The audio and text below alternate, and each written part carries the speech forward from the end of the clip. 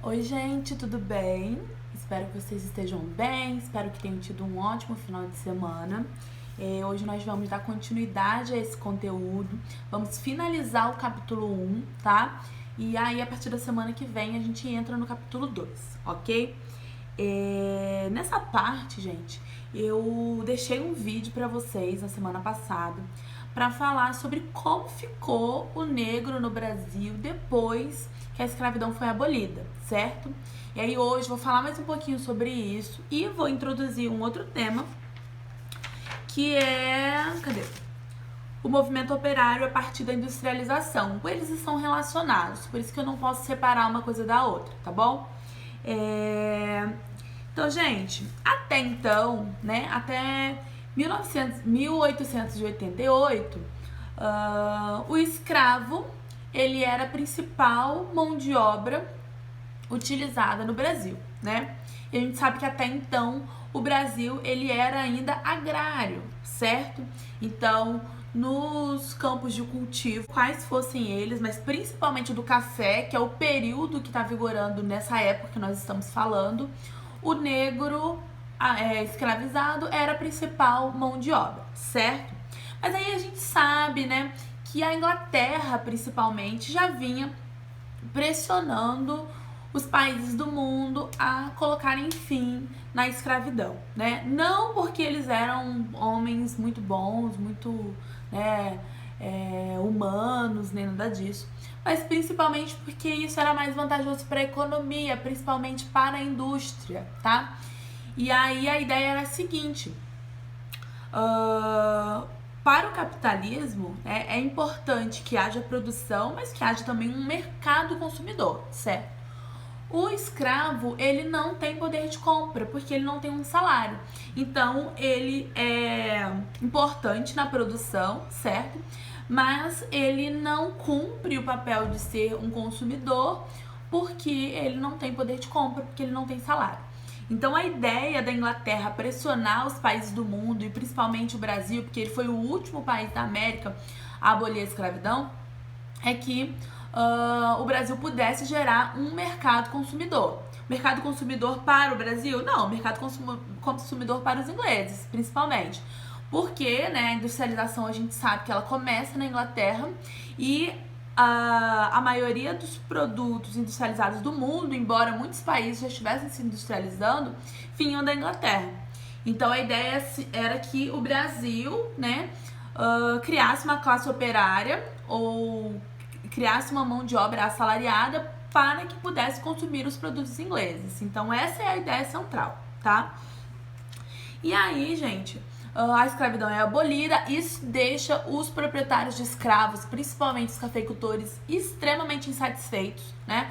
Os caras, tipo, ficam com raiva de Dom Pedro II e aí incentivam a proclamação da República. Nós vimos todo esse processo da proclamação da República e tal, mas o que a gente não viu é que já havia uma insatisfação desse grupo, que é o grupo de cafeicultores, que deixam as portas abertas, digamos assim, para os militares proclamarem a República, como a gente já viu, tá? E aí, gente, qual é a ideia? Que essa mão de obra escravizada se tornasse uma mão de obra assalariada, certo? E aí gerasse mercado consumidor, tal como era esperado. O que vai acontecer, gente? O governo brasileiro, né, principalmente lá na Primeira República, começa a incentivar a vinda de imigrantes europeus para o Brasil para suprir essa mão de obra assalariada. E aí o que vai acontecer com os escravos? Com os ex-escravos, né? Com os negros que eram escravos, que foram escravos ou descendentes, os afrodescendentes, né? Eles vão ser marginalizados na nossa sociedade, certo? E aí, geograficamente, isso fica muito claro, né? Eles saem do campo, né, do interior, vão para grandes cidades na busca por empregos, principalmente na indústria que está se formando naquele momento. E aí, quando eles chegam lá, essa mão de obra já está sendo ocupada por esses imigrantes, principalmente italianos, tá, gente? E aí eles acabam ficando marginalizados, fazendo serviços marginalizados e tal, ocupam vagas nas indústrias? Sim, ocupam, tá? Mas vai atrapalhar muito essa vinda desses imigrantes para o Brasil, vai atrapalhar muito a vida desses negros, tá? Porque eles tinham que disputar com os imigrantes essas vagas, ok? Aí eu pergunto, né? Por que o governo republicano incentiva a vinda desses imigrantes? Bom, vocês viram aí a questão do darwinismo social, né? Algumas pessoas ficaram com um pouco de dúvida, me perguntaram no chat, né, o que era o darwinismo social. E a ideia de darwinismo social é o seguinte, né? A teoria da evolução das espécies, criada por Darwin, dizia que o mais forte, ele sobrevive na natureza, certo? E aí se aplica um conceito que é da natureza para a sociedade, para os seres humanos, né? Como se as raças, dentre as raças existissem raças superiores e inferiores, e aí as superiores, que no caso para eles eram os brancos, poderiam subjugar as raças inferiores, que eram os negros e os asiáticos de um modo geral, tá? Essa ideia, gente, vem, né, sendo usada desde o século XIX até o século XX para justificar isso que estava acontecendo. E tinha um interesse também em branquear a população brasileira. Isso é muito sério, é muito importante a gente pensar sobre isso, né? Porque como a gente, né, foi o maior importador, pode-se dizer assim, de mão de obra escravizada do mundo. O Brasil foi o maior importador de mão de obra escravizada do mundo. A nossa população era consideravelmente negra. Eu não posso dizer que a maioria da população era negra nesse período, mas durante muito tempo da história do Brasil, a maior parte da população era negra, tá? Então, a ideia era o seguinte: precisamos branquear a nossa população para que, né, o desenvolvimento aconteça, né? Já que, segundo essa teoria maluca do darwinismo social, os brancos têm a maior capacidade de se desenvolver do que os negros, tá? Então, eu quero chamar bastante atenção de vocês para esse tema, porque ele é muito importante. Porque o que vai acontecer nesses 400 anos de escravidão no Brasil e depois da abolição, né, é o que vai definir a estrutura racista que nós temos na nossa sociedade nos dias de hoje, tá? Esse nem é o tema principal da nossa aula, tá? Nós estamos falando aí dessa transição da abolição da escravidão para o trabalho assalariado. Nós estamos falando da transição da monarquia para a república, né? Mas é muito importante, gente, a gente se dar conta de como as coisas elas estão enraizadas na nossa estrutura social, beleza?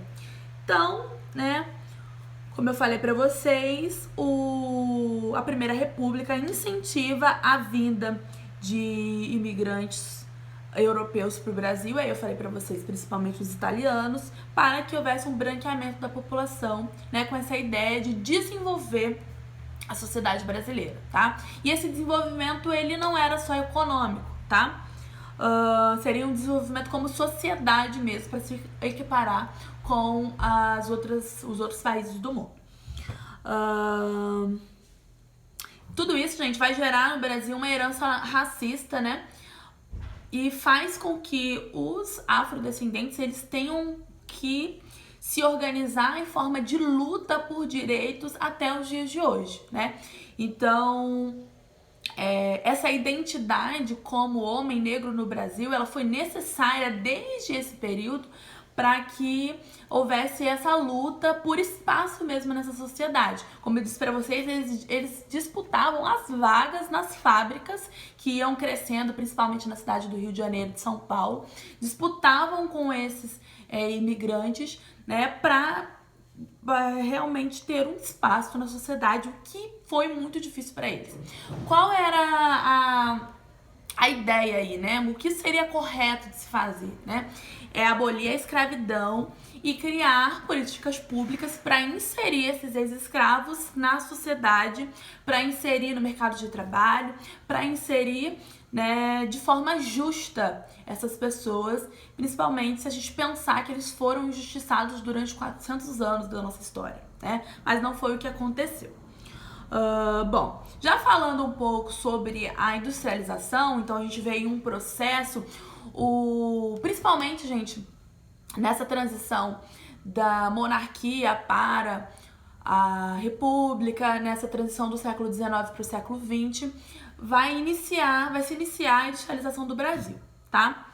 E aí, essa indústria, ela começa como uma indústria alimentícia, indústria têxtil, né? Uma indústria de produção de tecido, principalmente nessas grandes cidades, Rio de Janeiro e São Paulo. Então as pessoas começam a vir do campo para essas grandes cidades, que vai gerar inúmeros problemas urbanos que a gente pode falar numa outra aula, né? O processo de favelização, o empobrecimento da população das áreas mais centrais, enfim.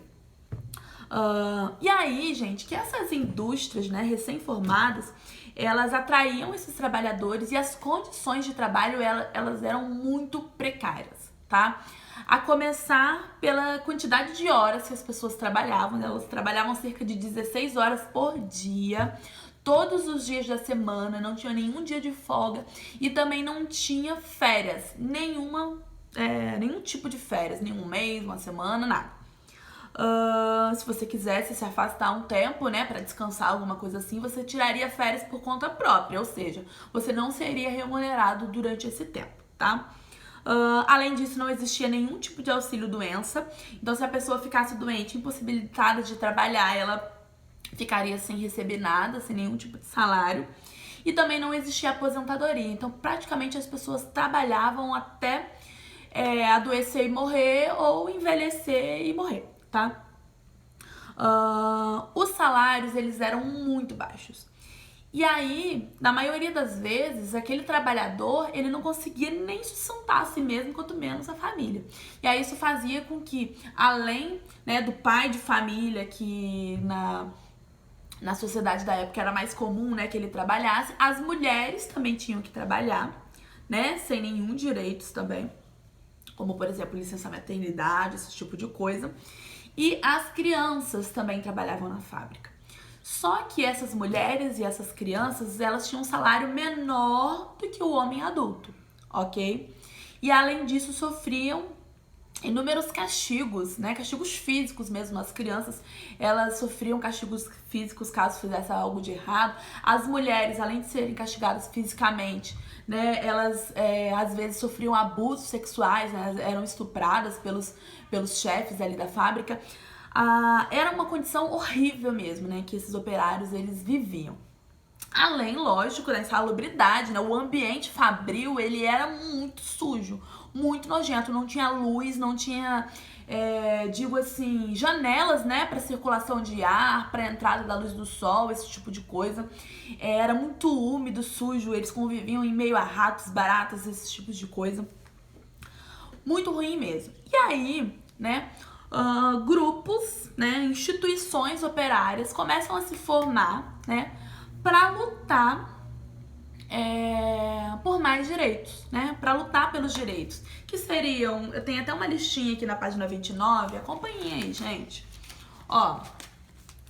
Uma vez que está clara a situação precária e abusiva que os trabalhadores eram submetidos, compreendemos o papel fundamental que as instituições operárias tinham na luta por melhores condições para os trabalhadores do período que lutavam por redução da jornada de trabalho para o máximo 8 horas diárias, então reduzir de 16 horas para 8 horas, que é o que nós temos hoje, né?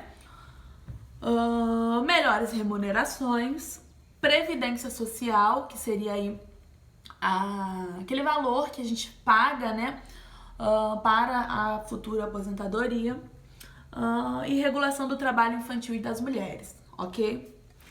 Então, equiparar o salário das mulheres, né, colocar uma idade limite aí para o trabalho infantil, esse tipo de coisa. Então, eles lutavam por essas coisas. E aí, essas instituições operárias, elas podiam ser do tipo uma imprensa operária, né, que faziam aí pequenos jornais para noticiar as condições que os operários viviam, para as outras classes sociais conhecerem mesmo como os operários viviam, porque os jornais comuns não costumavam tratar muito esse tipo de assunto, não estavam muito interessados por esse tipo de assunto. Então foram criados esses jornais operários, né, para noticiar a luta e tal, pelo que eles lutavam, pelo que eles esperavam, e até mesmo notícias que fossem interessantes para os operários, tipo uma festa que vai acontecer, alguma coisa assim. Então, além da imprensa operária, a gente tinha sindicatos e associações. Então, os sindicatos, eles vão surgir no Brasil nesse período e inspirados em ideologias trazidas pelos imigrantes da Europa, tá? Duas delas a gente vai destacar aqui, o anarquismo e o socialismo, ok? E aí, vamos pegar aí a apostila de vocês, continuando na página 19, na página 29, tem aí em negrito. O que é anarquismo, gente? É uma ideia de que todos os problemas da sociedade, eles são oriundos do Estado, certo? Então, é o Estado que gera esse problema todo. Então, a ideia do anarquismo é que não exista Estado, não exista governo, que as pessoas se organizem, a sociedade, de um modo geral, se organize, né? E consiga se autogovernar, pode-se dizer assim, certo? Sem que haja uma estrutura estatal. Beleza? Então, isso é anarquia, é o não Estado, não governo, certo? E o socialismo, né, é uma corrente teórica inspirada no marxismo, né, que surge também no século XIX, a teoria de Karl Marx, né, por isso marxismo, de que o proletariado, ou seja, a classe operária, ela deveria se organizar, tá? Para tomar o poder, para tirar o poder do dono da empresa, né? Então, o que Marx dizia? Que os operários, eles tinham que se dar conta de que quem gera a riqueza, de quem produz a riqueza são eles, né? E que o poder está na mão deles. O que eles devem fazer é tomar esse poder, tá? Então, é isso que é o socialismo. Então, é a ideia de que a classe operária, ela precisa tomar o poder, né, derrubar os donos das empresas, os donos das fábricas, tomar o poder e estabelecer uma igualdade social, tá? Essa revolução socialista, ela vai acontecer em alguns lugares do mundo, nós vamos falar sobre isso, né? Mas ela acontece primeiramente na Rússia, né? A Revolução Russa e tal. Depois a gente comenta mais sobre isso, pra gente não fugir muito da nossa aula, tá?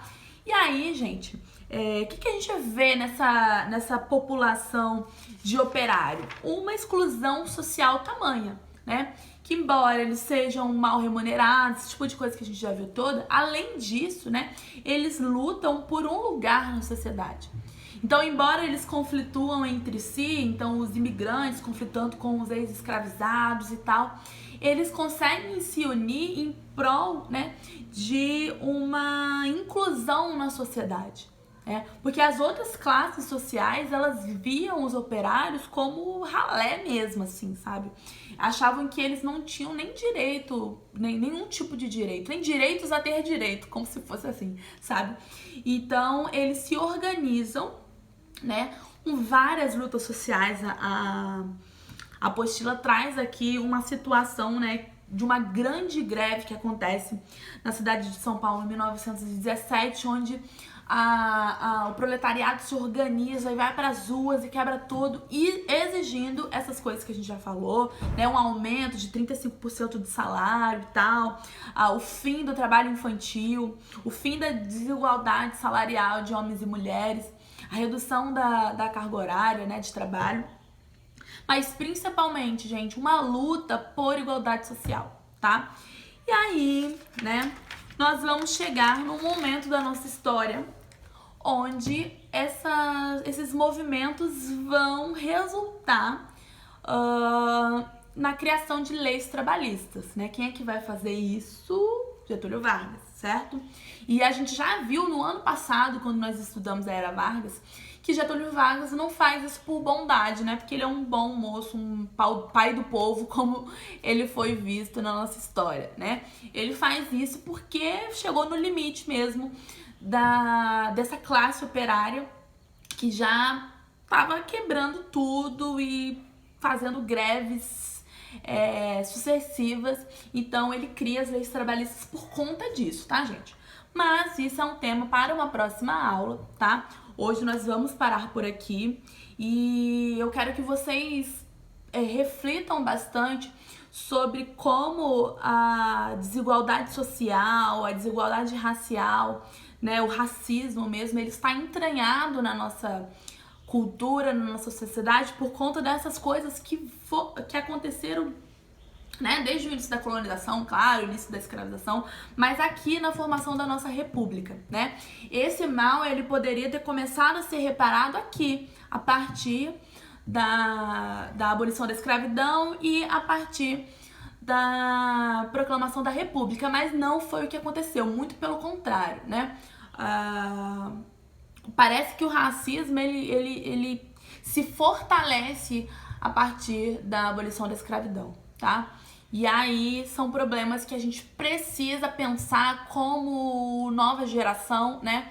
Eu sou de uma geração, logicamente, que diferente da de vocês, mas nós todos somos jovens que precisamos pensar sobre isso, né? Sobre como o racismo faz parte da estrutura da nossa sociedade, tá? Eu já conversei com vocês sobre isso várias vezes na sala de aula, desde o ano passado, né? Mas eu acho que é um momento muito importante pra gente refletir sobre esse tipo de assunto, tá bom? Então, gente, muito obrigada pela atenção, tá? Façam aí as tarefinhas que eu vou deixar pra vocês no post e até semana que vem. Beijinho!